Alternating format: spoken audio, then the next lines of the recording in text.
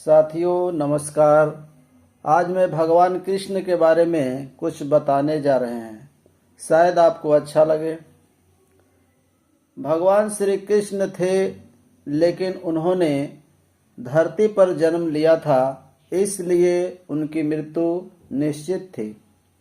पौराणिक कथाओं के अनुसार एक बार कृष्ण वन में एक पीपल के पेड़ के नीचे लेटे हुए विश्राम कर रहे थे। तभी एक बहेलिया ने गलती से उन्हें हिरन समझकर तीर से वार कर दिया। इसके बाद कृष्ण ने नदी किनारे अपना मानव शरीर त्याग कर दिए और बैकुंठ या गोलोक धाम चले गए। पांडवों को जब यह खबर मिली तो वे द्वारिका पहुँचे। भगवान श्री कृष्ण ने सोमनाथ के पास अपनी देह त्यागी थी।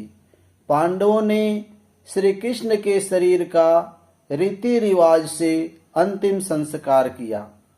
तभी पांडवों ने देखा कि श्री कृष्ण का पूरा शरीर तो जल गया है, लेकिन उनका दिल अब भी धड़क रहा है। उसमें से अग्नि निकल रही थी। इसे देखकर पांडव चकित हो गए।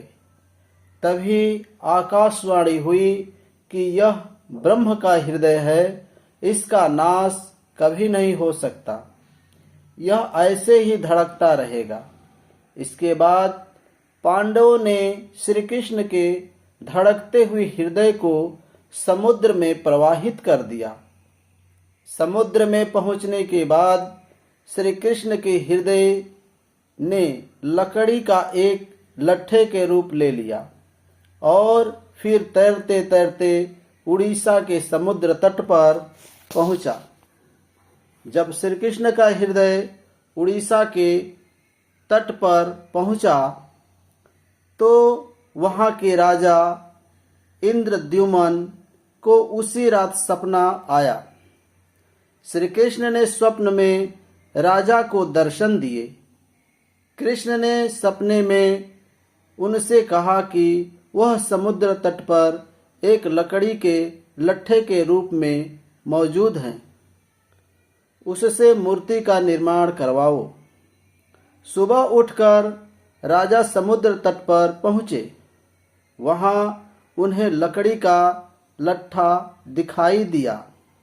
राजा इंद्रद्युम्न ने लकड़ी के लट्ठे को ले लिया और फिर विश्वकर्मा की मदद से भगवान जगन्नाथ, बलभद्र और सुभद्रा की मूर्तियां तैयार की। उसे पुरी के मंदिर में स्थापित करवाई। कहा जाता है कि पुरी स्थित मंदिर में भगवान जगन्नाथ की मूर्ति में आज भी श्री कृष्ण का हृदय धड़क रहा है। हर 12 साल में जगन्नाथ की मूर्ति का आवरण बदला जाता है। उस समय पूरे मंदिर में अंधेरा कर दिया जाता है। जो पुजारी आवरण बदलते हैं वे भी आंखों पर पट्टी बांधे रहते हैं। कहते हैं कि उस मूर्ति में कृष्ण का हृदय धड़क रहा है। इसमें से निकल रहे तेज को अगर कोई देख ले तो उसकी तुरंत मृत्यु हो जाती है।